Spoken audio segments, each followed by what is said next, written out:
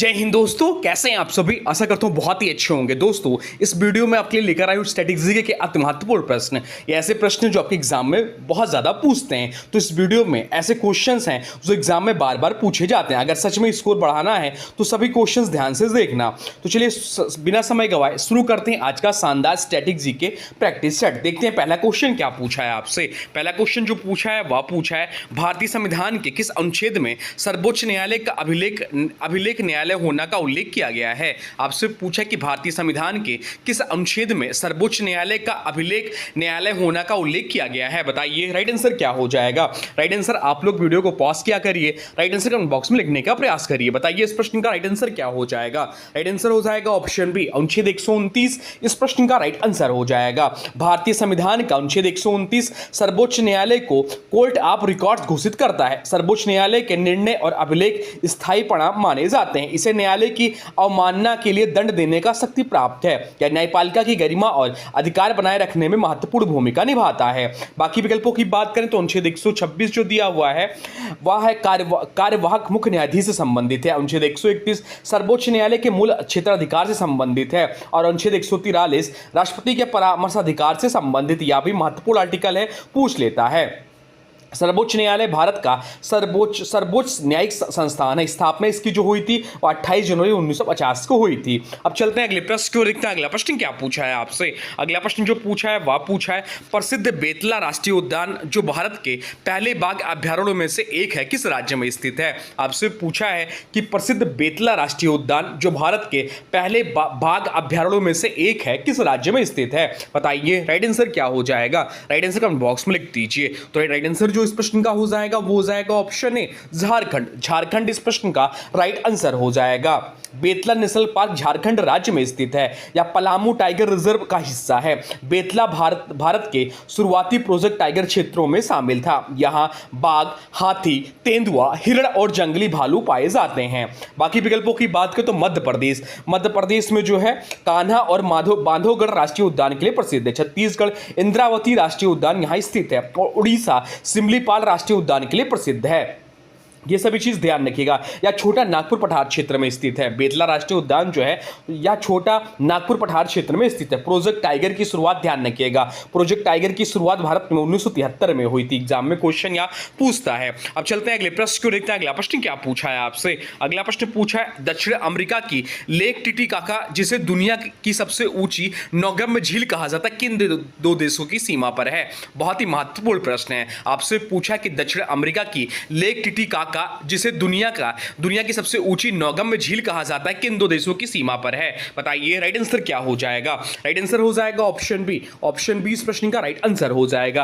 Peru और Bolivia इस प्रश्न का राइट आंसर हो जाएगा। ऑप्शन बी इस प्रश्न का राइट आंसर है।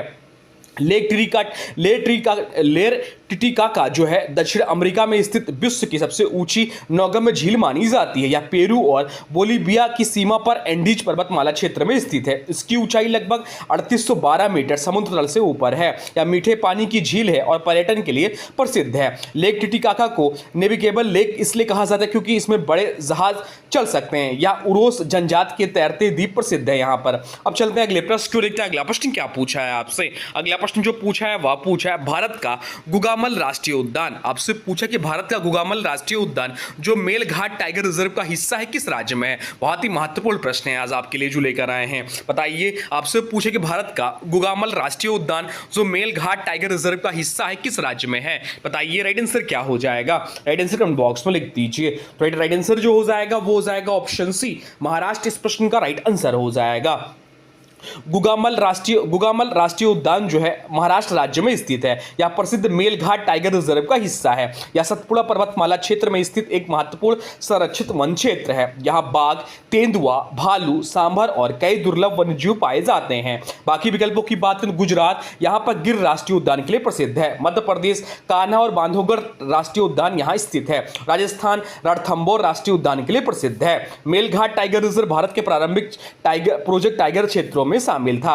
मेलघाट का अर्थ है घाटियों का मिलन। अब चलते हैं अगले प्रश्न की ओर, देखते हैं अगला प्रश्न क्या पूछा है आपसे। अगला प्रश्न पूछा है दूधसागर जलप्रपात के अलावा कर्नाटक और गोवा की सीमा के पास स्थित वज्रपोहा जलप्रपात किस नदी पर स्थित है? किस नदी पर है? आपसे पूछा है कि दूधसागर जलप्रपात के अलावा कर्नाटक और गोवा की सीमा के पास स्थित वज्रपोहा जलप्रपात किस नदी पर है? बताइए राइट आंसर क्या हो जाएगा? राइट आंसर कमेंट बॉक्स में लिख दीजिए। तो राइट आंसर जो हो जाएगा वो हो जाएगा ऑप्शन बी, महादई नदी। महादई नदी इस प्रश्न का राइट आंसर हो जाएगा। ऑप्शन बी इस प्रश्न का राइट आंसर हो जाएगा।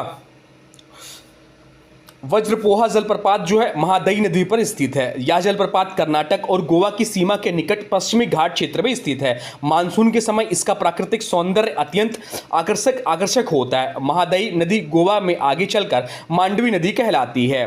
ये चीज ध्यान रखिएगा। मांडवी नदी जो है दूधसागर जलप्रपात इससे संबंधित माना जाता है। शरावती नदी जोग जलप्रपात जो है इसी नदी पर स्थित है।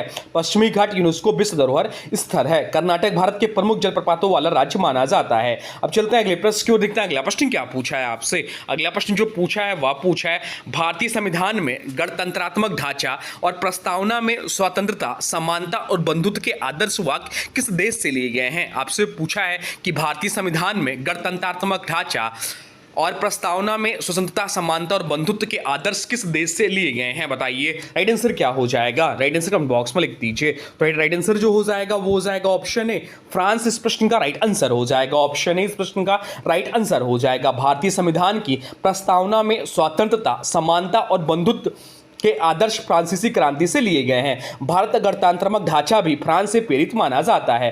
फ्रांसीसी क्रांति 1789 में हुई थी। इन आदर्शों ने आधुनिक लोकतंत्र की नींव रखी। भारतीय संविधान विभिन्न देशों के संविधानों से प्रेरित है। अब चलते हैं अगले प्रश्न की ओर, देखते हैं अगला प्रश्न क्या पूछा है आपसे। अगला प्रश्न जो पूछा है वह पूछा है आर्कियोलॉजी से अलग एपिग्राफी विज्ञान की किस शाखा का अध्ययन है? आपसे पूछा कि आर्कियोलॉजी से अलग एपिग्राफी विज्ञान की किस शाखा का अध्ययन है? बताइए राइट आंसर क्या हो जाएगा? राइट आंसर कमेंट बॉक्स में लिख दीजिए।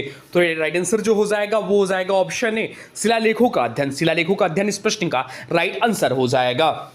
एपिग्राफी शिलालेखों के अध्ययन से संबंधित विज्ञान है। प्राचीन इतिहास को समझने में शिलालेख अत्यंत महत्वपूर्ण स्रोत माने जाते हैं। अशोक की शिलालेख भारतीय इतिहास के प्रमुख उदाहरण हैं। या प्राचीन भाषाओं और लिपियों को समझने में सहायता करता है। जेम्स प्रिंसेप ने ब्राह्मी लिपि को पढ़ा था, यह भी ध्यान रखिएगा। अब चलते हैं अगले प्रश्न की ओर, देखते हैं अगला प्रश्न क्या पूछा है आपसे। अगला प्रश्न जो पूछा है वह पूछा है भारत की प्रसिद्ध पुलिकट झील के बीच कौन सा प्रमुख अंतरिक्ष केंद्र स्थित है? आपसे पूछा है कि भारत की प्रसिद्ध पुलिकट झील के बीच कौन सा प्रमुख अंतरिक्ष केंद्र स्थित है। इंपॉर्टेंट प्रश्न है, बताइए राइट आंसर क्या हो जाएगा? तो राइट आंसर जो हो जाएगा वो हो जाएगा ऑप्शन बी, सतीश धवन अंतरिक्ष केंद्र श्रीहरिकोटा में, जो कि है ऑप्शन बी इस प्रश्न का राइट आंसर हो जाएगा। सतीश धवन स्पेस सेंटर पुलिकट झील के निकट श्रीहरिकोटा द्वीप में स्थित है। यह इसरो का प्रमुख प्रक्षेपण केंद्र है, यानी कि लॉन्च सेंटर है। यहीं से PSLV और GSLV रॉकेट लॉन्च किए जाते हैं। इसका नाम प्रसिद्ध वैज्ञानिक सतीश धवन के नाम पर रखा गया है। श्रीहरिकोटा आंध्र प्रदेश में स्थित है, यह भी ध्यान रखिएगा। भारत का पहला उपग्रह आर्यभट्ट 1975 था, यह भी ध्यान रखिएगा। इसरो की बात हो रही थी, इसरो की स्थापना कब हुई थी? तो इसरो की स्थापना 1969 में हुई थी। इसका मुख्यालय बेंगलुरु कर्नाटक में है और फुल फॉर्म जो होता है इंडियन स्पेस रिसर्च ऑर्गेनाइजेशन होता है, यह भी ध्यान रखिएगा। अब चलते हैं अगले प्रश्न की ओर, देखते हैं अगला प्रश्न क्या। अगला प्रश्न पूछा है भारतीय संविधान के किस अनुच्छेद के तहत राज्यों के लिए एक उच्च न्यायालय का प्रावधान किया गया है? आपसे पूछा है कि भारतीय संविधान के किस अनुच्छेद के तहत राज्यों के लिए एक उच्च न्यायालय का प्रावधान किया गया है? बताइए राइट आंसर क्या हो जाएगा? राइट आंसर हो जाएगा ऑप्शन ए, अनुच्छेद 214। अनुच्छेद 214 इस प्रश्न का राइट आंसर हो जाएगा। भारतीय संविधान का अनुच्छेद 214 राज्यों के लिए उच्च न्यायालय के प्रावधान से संबंधित है। इसमें कहा गया है कि प्रत्येक राज्य के लिए एक उच्च न्यायालय होगा। संसद 2 या 2 से अधिक राज्यों के लिए संयुक्त उच्च न्यायालय भी स्थापित कर सकती है। उच्च न्यायालय राज्य का सर्वोच्च न्यायिक संस्थान होता है। बाकी विकल्पों की बात करें तो अनुच्छेद 124 सर्वोच्च न्यायालय की स्थापना से संबंधित है। अनुच्छेद 216 उच्च न्यायालय की संरचना से संबंधित है। भारत का सबसे पुराना उच्च न्यायालय कलकत्ता उच्च न्यायालय है। उच्च न्यायालयों के न्यायाधीशों की नियुक्ति राष्ट्रपति द्वारा की जाती है। अब चलते हैं अगले प्रश्न की ओर, देखते हैं अगला प्रश्न क्या पूछा है आपसे। अगला प्रश्न पूछा है विश्व की सबसे बड़ी मीठे पानी की झील कौन सी है? तो सुपीरियर झील किन 2 देशों की सीमा पर स्थित है, यह आपसे पूछा है। बताइए राइट आंसर क्या हो जाएगा? राइट आंसर हो जाएगा ऑप्शन बी, अमेरिका और कनाडा। लेक सुपीरियर विश्व की सबसे बड़ी मीठे पानी की झील है क्षेत्रफल की दृष्टि से, या अमेरिका और कनाडा की सीमा पर स्थित है, या ग्रेट लैक्स समूह की सबसे बड़ी झील है। इसकी गहराई और जल भंडारण क्षमता भी अत्यधिक है। ग्रेट लैक्स में सुपीरियर, मिशिगन, ह्यूरॉन, एरी और ओंटारियो झीलें शामिल है। सुपीरियर झील उत्तरी अमेरिका में स्थित है। अब चलते हैं अगले प्रश्न की ओर, देखते हैं अगला प्रश्न क्या पूछा है आपसे। अगला प्रश्न पूछा है प्रसिद्ध गुप्तकालीन मंदिर दशावतार मंदिर जो पंचायतन शैली का बेहतरीन उदाहरण है, उत्तर प्रदेश से किस स्थान पर स्थित है। आपसे पूछा है कि प्रसिद्ध गुप्तकालीन मंदिर दशावतार मंदिर जो पंचायतन शैली का बेहतरीन उदाहरण है, उत्तर प्रदेश से किस स्थान पर स्थित है, बताइए। राइट आंसर क्या हो जाएगा? राइट आंसर हो जाएगा ऑप्शन ए देवगढ़ ललितपुर। देवगढ़ ललितपुर इस प्रश्न का राइट आंसर हो जाएगा। दशावतार मंदिर उत्तर प्रदेश के ललितपुर जिले के देवगढ़ में स्थित है। यह गुप्तकालीन वास्तुकला का उत्कृष्ट उदाहरण माना जाता है। यह भगवान विष्णु को समर्पित मंदिर है। मंदिर पंचायतन शैली में निर्मित है। गुप्त काल को भारतीय कला और स्थापत्य का स्वर्ण युग कहा जाता है। अब चलते हैं अगले प्रश्न को, देखते हैं अगला प्रश्न क्या पूछा है आपसे। अगला प्रश्न जो पूछा है वह पूछा है पर्यावरण संरक्षण के लिए प्रसिद्ध वियना कन्वेंशन जो ओजोन परत के संरक्षण से संबंधित है किस वर्ष हस्ताक्षरित किया गया था, यह आपसे पूछा है, बताइए। राइट आंसर क्या हो जाएगा? राइट आंसर हो जाएगा ऑप्शन ए 1985। इंपॉर्टेंट प्रश्न है, याद रखिएगा। वियना कन्वेंशन ओजोन परत के संरक्षण से संबंधित अंतर्राष्ट्रीय समझौता है। यह वर्ष 1985 में हस्ताक्षरित किया गया था। इसका उद्देश्य ओजोन परत को नुकसान पहुंचाने वाले पदार्थों को नियंत्रित करना था। इसके बाद 1987 में मॉन्ट्रियल प्रोटोकॉल लागू किया गया। ओजोन परत पृथ्वी को पराबैंगनी किरणों से बचाती है। CFC गैस यानी क्लोरोफ्लोरोकार्बन गैसें ओजोन क्षरण का मुख्य कारण है। अब चलते हैं अगले प्रश्न की ओर, देखते हैं अगला प्रश्न क्या पूछा है आपसे। अगला प्रश्न पूछा है काजीरंगा राष्ट्रीय उद्यान को किस वर्ष यूनेस्को द्वारा विश्व धरोहर स्थल घोषित किया गया था। बहुत ज्यादा महत्वपूर्ण प्रश्न है, या पूछता एग्जाम में आपसे पूछे काजीरंगा राष्ट्रीय उद्यान जो किस वर्ष यूनेस्को द्वारा विश्व धरोहर स्थल घोषित किया गया था, बताइए। राइट आंसर क्या हो जाएगा? राइट आंसर हो जाएगा ऑप्शन बी 1985 में। काजीरंगा नेशनल पार्क को वर्ष 1985 में यूनेस्को विश्व धरोहर स्थल घोषित किया गया था। यह असम राज्य में स्थित है। काजीरंगा एक सींग वाले भारतीय गैंडे के लिए विश्व प्रसिद्ध है। यह ब्रह्मपुत्र नदी के तट पर स्थित महत्वपूर्ण जैव विविधता क्षेत्र है। काजीरंगा राष्ट्रीय उद्यान की स्थापना कब हुई थी? तो 1905 में इसकी स्थापना हुई थी। यहाँ बाघ, हाथी और जंगली भैंसे भी पाए जाते हैं। अब चलते हैं अगले प्रश्न की ओर, देखते हैं अगला प्रश्न क्या पूछा है आपसे। अगला प्रश्न पूछा है मानव शरीर को कि किस ग्रंथि को मास्टर ग्रंथि कहा जाता है जो अन्य अंतरास्त्रावी ग्रंथियों के स्राव को नियंत्रित करती है, बताइए। राइट आंसर क्या हो जाएगा? राइट आंसर हो जाएगा ऑप्शन डी पीयूष ग्रंथि। पीयूष ग्रंथि इस प्रश्न का राइट आंसर है। पीयूष ग्रंथि यानी कि पिट्यूटरी ग्लैंड को मास्टर ग्रंथि कहा जाता है। यह अंतरास्त्रावी ग्रंथियों के हार्मोन स्राव को नियंत्रित करती है। यह मस्तिष्क के आधार में स्थित होती है। यह वृद्धि, प्रजनन और शरीर की कई महत्वपूर्ण क्रियाओं को नियंत्रित करती है। पीयूष ग्रंथि को पीयूष ग्रंथि से ग्रोथ हार्मोन्स का स्त्राव होता है। अब चलते हैं अगले प्रश्न की ओर, देखते हैं अगला प्रश्न क्या पूछा है आपसे। अगला प्रश्न जो पूछा है वह पूछा है मध्य प्रदेश के जबलपुर में नर्मदा नदी पर स्थित वह प्रसिद्ध जलप्रपात कौन सा है जिसे धुआंधार जलप्रपात भी कहा जाता है, बताइए। राइट आंसर क्या हो जाएगा? चलिए राइट आंसर आप लोग कमेंट बॉक्स में लिख दीजिए, बताइए क्या होगा। राइट आंसर हो जाएगा ऑप्शन बी भेड़ाघाट जलप्रपात, जिसे धुआंधार जलप्रपात कहते हैं। धुआंधार फॉल्स नर्मदा नदी पर स्थित प्रसिद्ध जलप्रपात है। यह जबलपुर के भेड़ाघाट क्षेत्र में स्थित है। गिरते जल से धुएं जैसी आकृति बनने के कारण इसे धुआंधार कहा जाता है। यह संगमरमर की यहाँ संगमरमर की चट्टानें भी प्रसिद्ध है। नर्मदा नदी पश्चिम दिशा में बहने वाली प्रमुख नदी है। अब चलते हैं अगले प्रश्न की ओर, देखते हैं अगला प्रश्न क्या पूछा है आपसे। अगला प्रश्न पूछा है भारतीय संविधान में मौलिक कर्तव्य किस देश के संविधान से प्रेरित होकर 42वें संशोधन द्वारा जोड़े गए थे। आपसे पूछे कि भारतीय संविधान में मौलिक कर्तव्य यानी कि फंडामेंटल ड्यूटीज किस देश के संविधान से प्रेरित होकर 42वें संशोधन द्वारा जोड़े गए थे। तो 42वें संशोधन द्वारा जोड़े गए थे आपके मौलिक कर्तव्य। आपसे पूछा किस देश के संविधान से प्रेरित होकर, तो आंसर हो जाएगा ऑप्शन बी पूर्व सोवियत संघ से यानी कि USSR रूस से। मौलिक कर्तव्यों की अवधारणा पूर्व सोवियत संघ के संविधान से ली गई है। इन्हें 42वें संविधान संशोधन अधिनियम 1976 द्वारा जोड़ा गया था। मौलिक कर्तव्य संविधान के भाग 4A में दिए गए हैं।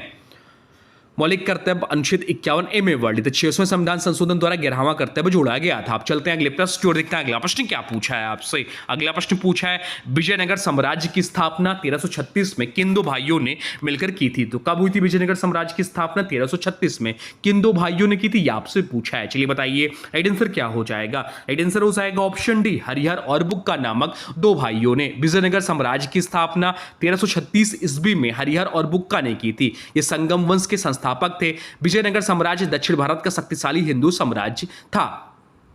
कृष्णदेव राय विजयनगर के सबसे प्रसिद्ध शासक थे। हम्पी यूनेस्को विश्व धरोहर स्थल है। अब चलते हैं अगले प्रश्न की ओर, देखते हैं अगला प्रश्न क्या पूछा है आपसे। अगला प्रश्न पूछा है फाहियान नामक चीनी यात्री किस गुप्त शासक के शासनकाल के दौरान भारत आया था। आपसे पूछा है कि फाहियान नामक चीनी यात्री किस गुप्त शासक के शासनकाल के दौरान भारत आया था। बताइए राइट आंसर क्या हो जाएगा। राइट आंसर हो जाएगा ऑप्शन बी चंद्रगुप्त द्वितीय। चंद्रगुप्त द्वितीय इस प्रश्न का राइट आंसर हो जाएगा। फाहियान एक प्रसिद्ध चीनी बौद्ध यात्री था या चंद्रगुप्त द्वितीय विक्रमादित्य के शासनकाल में भारत आया था। उसने भारतीय समाज, धर्म और प्रशासन का विस्तृत वर्णन किया। उसकी यात्रा का मुख्य उद्देश्य बौद्ध ग्रंथों का अध्ययन था। फाहियान की यात्रा ब्यूरो पुस्तक रिकॉर्ड ऑफ बुद्धिस्ट किंगडम से मिलता है। गुप्त काल को भारतीय इतिहास का सुरयुग कहा जाता है। अब चलते हैं अगले प्रश्न की ओर, देखते हैं अगला प्रश्न क्या पूछा है आपसे। अगला प्रश्न पूछा है विज्ञान की वह शाखा जिसके अंतर्गत कॉको यानी कि फंगी का वैज्ञानिक अध्ययन किया जाता क्या कहलाती है। चलिए बताइए राइट आंसर क्या हो जाएगा। राइट आंसर कमेंट बॉक्स में लिख दीजिए। राइट आंसर हो जाएगा ऑप्शन ए माइकोलॉजी कहते हैं उसे।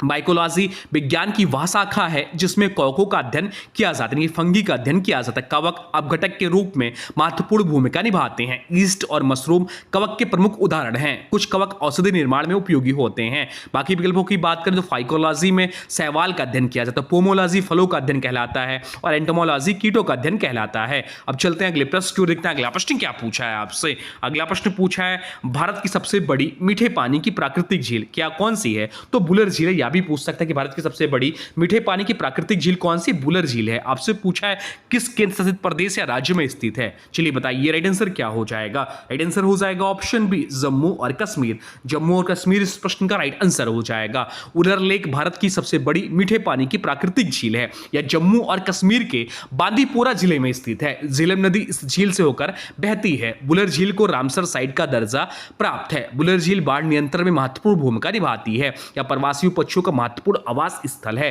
तो ये थे आपके टॉप 20 स्टैटिक जी के क्वेश्चन। आपके लिए बहुत ही शानदार सेट रहे थे, ये बहुत ही शानदार क्वेश्चन रहे हैं। आप लोग बताइए 20 में से कितने क्वेश्चंस आपके सही हैं। अब आज के वीडियो से प्रश्न है, इसका राइट आंसर आप लोग को कमेंट बॉक्स में बताना है। आज के वीडियो से प्रश्न है कि वाल्मीकि राष्ट्रीय उद्यान भारत के किस राज्य में स्थित एकमात्र राष्ट्रीय उद्यान है। आपसे पूछा है कि वाल्मीकि राष्ट्रीय उद्यान भारत के किस राज्य में स्थित एकमात्र राष्ट्रीय उद्यान है। इसका जो भी राइट आंसर होगा कमेंट बॉक्स में जरूर बताइएगा। और हाँ, अगर वीडियो पसंद आया हो तो वीडियो को लाइक करें, शेयर करें और चैनल सब्सक्राइब जरूर करें ताकि ऐसे ही महत्वपूर्ण प्रश्न आपको रोज मिलते रहे। तो चलिए मिलते हैं एक नए वीडियो में, तब तक के लिए जय हिंद, वंदे मातरम।